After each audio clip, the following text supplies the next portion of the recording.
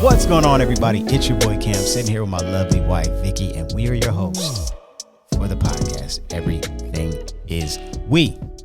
And we're back at it again with another episode.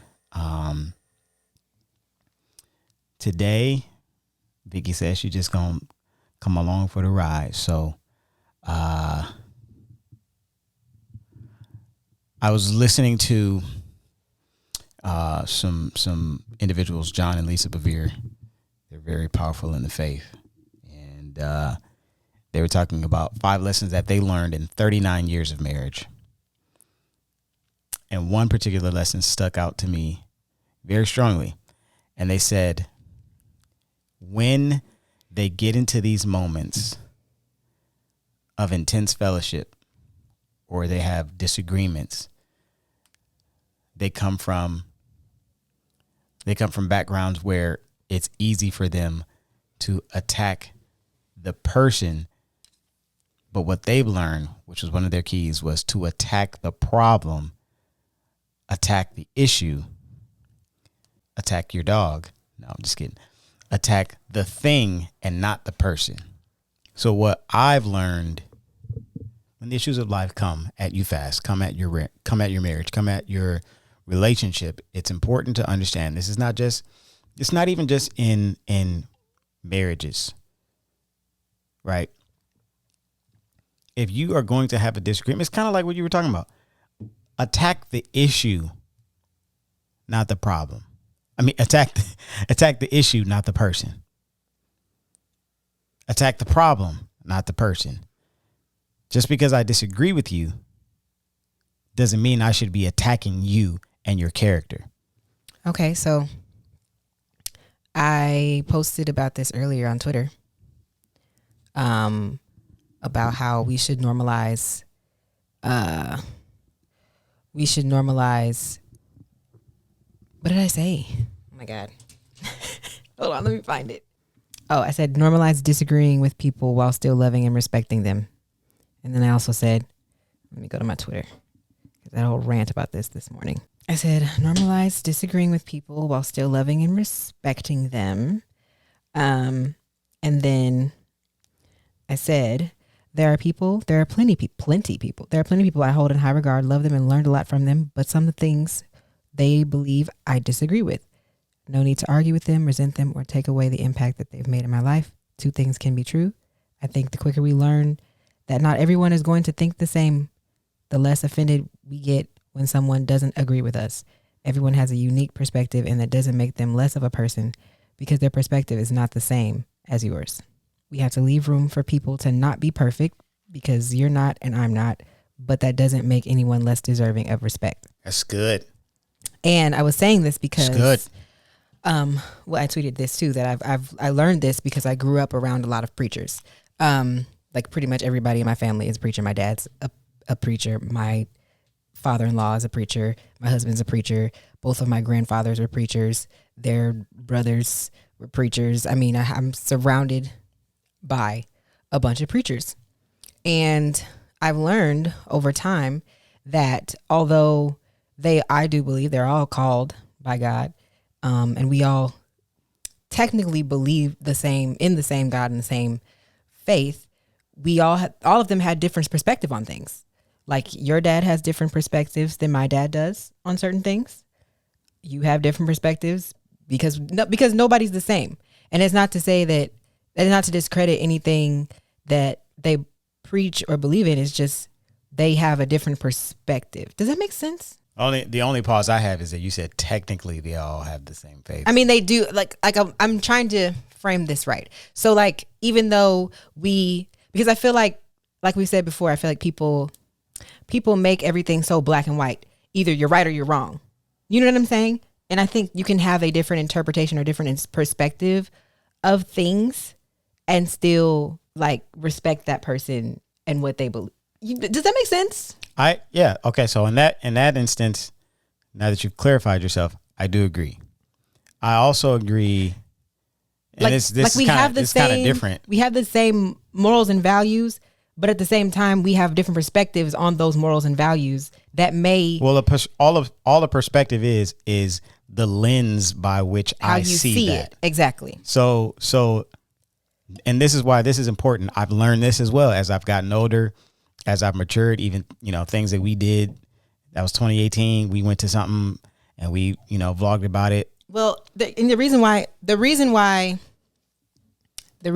I thought about this was because of there was a whole, I feel like it happens all the time. There's always a debate about something in the Christian space, right?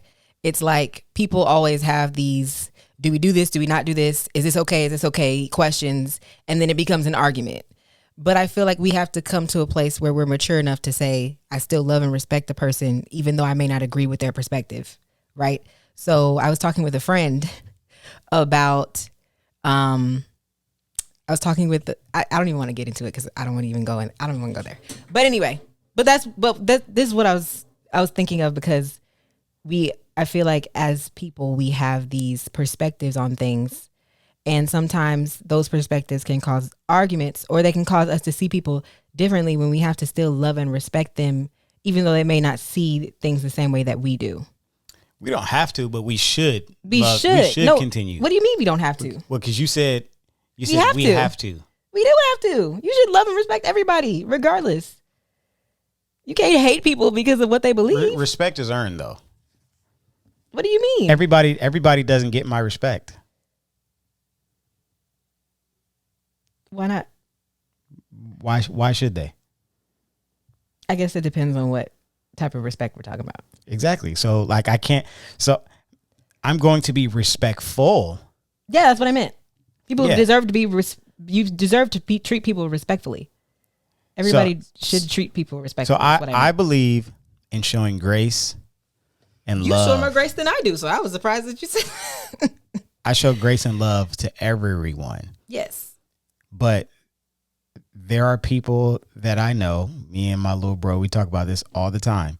There are people that are in our circles that they may do some of the same things that we do. But it's like, man, why did such and such say that? Like, that's not even right. But I still love them. Right. I don't respect what that individual was trying to say. But like, I still love them. Like that. Well, you can respect somebody's opinion and disagree. Yeah. That's what I meant. Or so like, I'm not gonna for me bash you because of your opinion. Like, I'm not gonna be like, I'm never talking to you again because you have an opinion. No, and I think that is what hinders us, especially us that are believers, is because we try to send people to hell for their opinions. Some people are just so strong in what they believe in, like anything that opposes that, it's like, oh, I can't talk to you then. It's like, whoa, wait, wait a minute. You can't discredit what that person, that impact that person has had on you just because of something that you may not agree with. Does that make sense? Like, especially in family aspects, I feel like a lot of people feel like they have to cut off their family because they disagree, or, and in some cases, if they are overstepping a boundary, then you have to address that accordingly. But I don't think you can't be cordial with people just because you disagree on something, like I still love you, but I don't agree, but I still love you, like you have to learn, as family, we have to learn how to do that. Yeah. For me, people have to understand that there is growth that takes place in a lot of us. I'm not going to say all of us because everybody don't grow. There's growth that takes place, or that should take place. So I may have felt strongly about something in 2018 that now that it's 2020, I look back and I'm like, yeah, Cam, you were off. And I can go back and say, now that I've grown from that and have felt strongly about that in that season, I don't feel that way anymore. This is why we have to attack the problem and not the people, because people can change and grow, but that problem will always be that problem if it goes unaddressed. Same thing with, I saw a friend of mine, I was going through his TikTok, and when you're on TikTok, you can't you can't post your full sermons or whatever. So he posted the clip, and the clip was fire. And there was an individual that was going through a tough situation in his life, tough circumstance in his life. And he was like, well, you're wrong, and you're wrong, and this is off, and this is why I left the faith, because of things like this. And he's taking a 30-second, 60-second clip and basing his entire situation that he's gone through personally and saying this is why preachers are the way they are, because of a 30-second clip that he's judging this man off of. And then that clip was posted a year or two ago. Come back and such and such is like, yeah, I don't, I have a different take on that. Like I've grown from that, or I've learned from that, and it's like certain things we have to be aware that you may feel strongly about this right now, but you may not 2 months from now. It's ridiculous to attack people based on something that you don't agree with. Yes, yeah. Now, if they base their entire life off of what okay, that's a different thing, right? Now, if they're attacking you back because you don't agree, then that we gotta be mindful, right? I mean, this topic can go into so many other things. I mean, I can talk about. I don't even know if I should, but it might be the same thing. Talking about a group of people and a comedian. Oh, well, no. And like this comedian shows love or talks about everyone. But when he talks about this particular group, then it's what I'm saying? It's just like we just have to be mindful that we're attacking the problem and not the people. Yes. But some people believe that people and their problems are the same. Like people identify with the problem as who they are, so then you can't separate the two, which I don't think is ever really true, but that's how some people think. That's like saying, like, I don't know how to control my desire to buy shoes. Well, if the desire is if you feel like the desire is not a desire and it's part of your identity, then it's not a desire. It's who you are. Some people think that way. Right. That's what I'm saying. But then this could go so many ways. Because you can't say that it's their choice. We can't label one thing this, and then in another area you decided to want the shoes. That is different if it's the same for you, but it can't be the same for other people. You know what I'm saying? So it's like we're attacking the problem, the issue, the disagreement, the task, but we're not attacking your character. We're not attacking you as a person. We're not attacking how you look, because I know people that, I don't agree with that. Well, see, that's why you ugly and blah, blah. It's like, whoa, like, bro, because I like candy corn and you don't. Ew, you like candy corn? I do like candy corn. Oh my God, ew, see? babe. You see? Are you serious? I'm very serious. I used to eat candy corn all the time. Candy corn is good to me.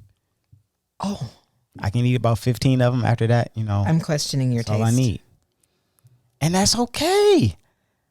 You know how much candy corn bashing was going on during the last several weeks? There was so much from people that I love and think are cool. They were bashing candy corn eaters. Candy corn is low tier in the candy. And I watched the videos and I saw their little jokes and I laughed because I thought it was funny. And then I slid right in their DMs like, bro, it's good. I eat it. You know what I'm saying? Like, I don't really care. How you feel is how you feel. Just like last week when we talked about appetites and taste. My appetite is different than yours. It's different.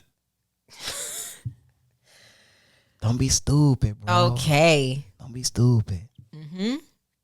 Yeah, I don't want to be the, whatever, how the saying goes. Be the dead horse. That's animal cruelty. Why do we say that? It's an idiom, babe. Anyway, I'll say this last thing, and these will be my final thoughts for the night. I was going to make a reel earlier today, but there was so much commotion going on downstairs.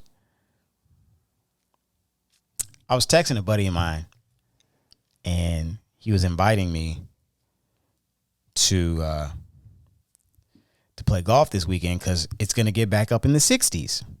I thought that was pretty cool. And I said, hey, man, I'm kind of in a similar situation that you were during the summer. So we got people working on the house. It all depends on when they done. And he said something that I thought was profound. He may not have thought it was profound when he said it, but he said, it's easy to destroy. Because I was like, oh, man, they pulled up the carpet. I was like, man, they did that real quick. He said, it's easy to destroy. It's the putting things back together that take time. And I was like, wow. I mean, just think about your relationships, your friendships, your diet, your workout routine, your study habits, whatever the case may be. Like, it's easy to destroy something, whether you believe it or not, whether you're aware of it or not, whether you're monitoring it or not, whether you're taking time to see, like, week by week, are you having daily check-ins with yourself? But you can just look back over your life over the last 5 years. Don't even go that far. 6 months. It's easy to destroy something. It's tough trying to put that thing back together. And then while you're in the middle of whatever it is being destroyed, having the vision and the faith to see it restored or to see it fixed or see your idea that was a concept be brought to life. Like, we have this vision for our downstairs being done, but right now, I mean, just half the floors are put in. But it's crazy that just with half the floors being put in, like, I can already see, like, oh man, I can see the new can lights put in. I can see the new paint in. I can see the new couch downstairs. Like, I can see it because I have a vision of what we were trying to do. But some people don't have the ability to see beyond what they physically see with their eyes. Mm-hmm. And, it's just an encouragement for some of you that are out there. Like, don't be so caught up in what you see with your physical eyes. Like, you have to have a vision for the future. You have to have a vision for where God wants to take you. You have to have a vision for, what God wants to do in your life and the things that God has put in your heart to get done, and to have accomplished. So don't be so caught up in what the enemy allowed to be destroyed or what you helped aid in being destroyed. Be encouraged that man, like, the God who said, before I formed you in your mother's belly, like, I knew you, I ordained you, I called you, I have plans to prosper you and give you a future and a hope. Like, that God, like, he knows the end. Like, we've heard this saying before. He knows the end from the beginning. So at the beginning, he knew your life was going to be jacked up. And at the end, he had a plan to fix the jacked up stuff that you did and put yourself in that predicament in the first place. So, it's easy to destroy. It's the putting things back together that take time. So be willing to go through the process. Be willing to endure, the discipline, the hard work, the dedication that it's going to take to see the finished work. Like, there is a work that has to be finished in you so God can do something through you. So, yeah, I mean, that's my little TED talk. That's all I got. Anything on your heart, my dear? Is there anything that the Lord has been saying to you? besides what you shared on your Twitter? No. Well,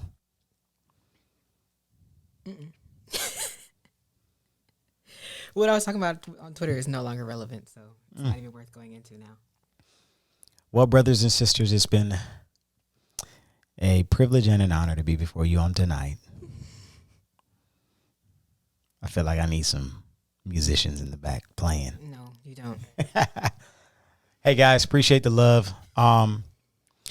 This is the question I had for y'all earlier while I was driving, picking up the new flooring. Do you guys like the shorter, more concise podcast episodes? I already know what y'all gonna say, or do you like the longer ones? Y'all let us know. At the end of the day, I think people just like to hear us talk. At the end of the day, we're gonna do what we feel like doing on that particular night. But it's good to hear the feedback. And it's good to see that you guys are staying engaged, active. Man, we're almost at 20,000 subscribers on our YouTube channel. That's insane. I haven't checked into the numbers on all the other platforms, but listen, rate, comment, and subscribe. Rate us on the podcast applications, Spotify, Apple Music, Anchor. Give us a rating. When you give us a rating, that helps us reach other people, other audiences, people that, you never know. You just never know what God can do through us just sharing our experiences with friends and family and so on and so forth. So we definitely still have some other guests that we want to get on. Definitely need to try to get on Dr. Janine's schedule ASAP so we can get her on here, talk about, health and all the above.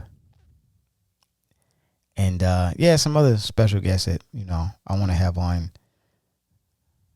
I just think it'll be cool. But, if you guys could do that for us, that'd be great. Listen, leave a like on the YouTube video. Hit the thumbs up button. And we always get, one or two. We have like a 99.4% likability rating, which is really, really good. But when you hit that thumbs up button on the YouTube, that just, once again, it's like evangelism for podcasts. So keep doing what y'all do. Also, if you want to subscribe to become a Patreon member, if you want to support the Everything Is We podcast, become a Patreon subscriber. Join the family. You ain't got nothing else to do. You sit at home on the couch all day anyhow. Everest. Oh, man. Great times. But yeah. Like you went to Everest. Good times. But yeah, man. Appreciate you guys. Love y'all. And we out. What's up?